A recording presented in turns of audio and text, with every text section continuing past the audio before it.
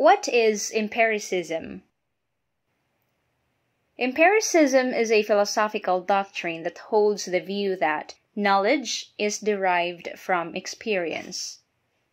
Hence, for the empiricists, all knowledge begins with experience, and that the mind is like a blank sheet, or tabula rasa, which the human mind fills with ideas as she experiences the world through her 5 external senses.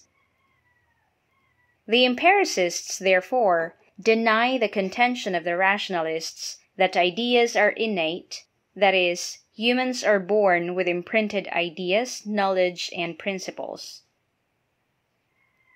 It must be noted that there are many types of experience.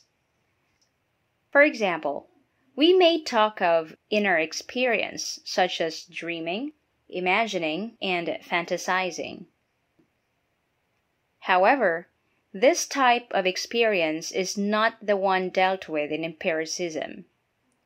This is because when we talk of experience in philosophy, particularly in empiricism, we are specifically and exclusively referring to sensory experience.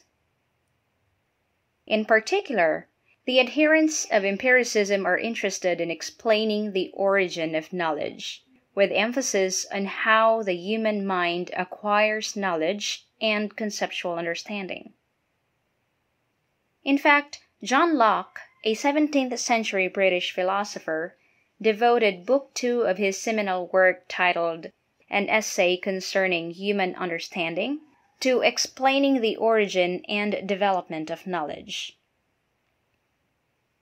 Locke says that, first, there is the relationship between the subject, or the knower, and object, or the thing known.